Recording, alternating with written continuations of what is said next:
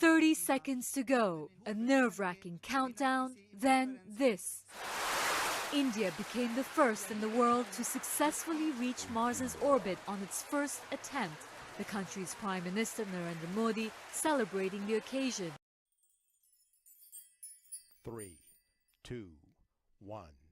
Main engine start, 0, and liftoff of the Atlas V with Curiosity, seeking clues to the planetary puzzle about life on Mars. On the eve of humanity's first manned mission to the Red Planet, no amount of speculation could adequately prepare us for the unexpected discovery of. The directive I'm signing today will refocus America's space program on human exploration and discovery. It marks an important step in returning American astronauts to the moon for the first time since 1972 for long-term exploration and use. This time, we will not only plant our flag and leave our footprint, we will establish a foundation for an eventual mission to Mars and perhaps someday to many worlds beyond. This directive will ensure America's space program once again leads and inspires all of humanity. The pioneer spirit has always defined America, and we're picking that up in many other fields. I think you see that. I think it's obvious. All you have to do is look at what's happening with the markets and all of the great things that are happening. We're leading in many different fields again, and it'll get more and more obvious as you go along. This is a giant step toward that inspiring future and toward reclaiming America's proud destiny in space. And space has so much to do with so many other applications, including a military application. So we are the leader, and we're going to stay the leader, and we're going to increase it manyfold.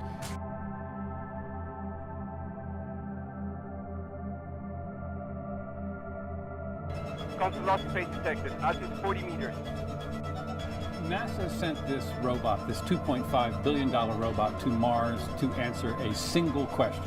That was Mars ever suitable, hospitable for life?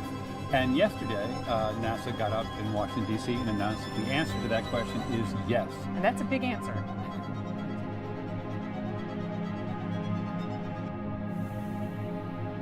It shows it was wet for 1.5 billion years, already much longer than the period of time needed for life to develop on Earth.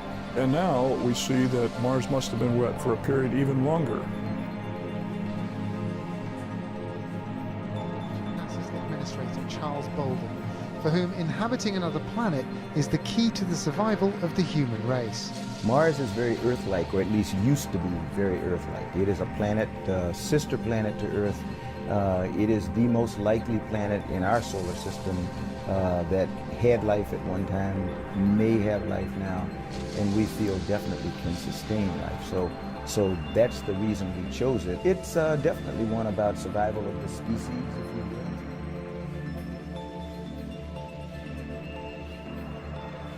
By the end of this century, we're going to put a man on Mars. A journey to another planet, a manned mission to Mars. Craft is part of a re-energized space program that will send American astronauts to Mars.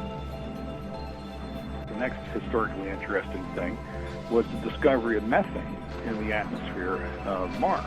One of the major sources of methane on this planet is volcanoes, but there appear to be no active volcanoes on Mars. The other thing that's strange about the methane is that it's seasonal.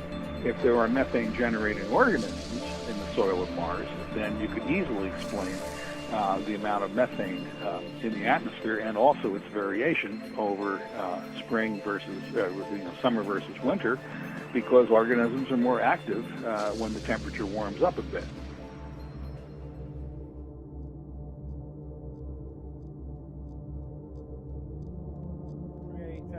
Conditions necessary for Mars to be habitable today. And we believe that this is possible in the shallow subsurface and even the surface of Mars polar region for a few hours per day during the spring.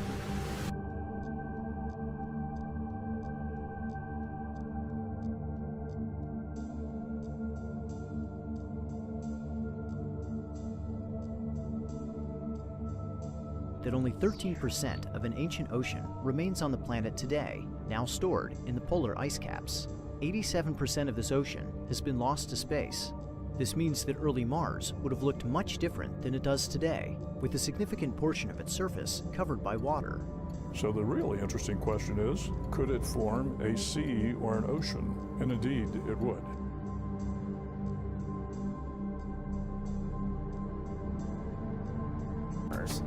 The SAM discoveries have really shown us that all of the basic ingredients for life were there, including complex organic compounds, the building blocks of life. Now, with the detection of organics in Gale Crater, the probability that Gale Crater Lake could have supported life goes up.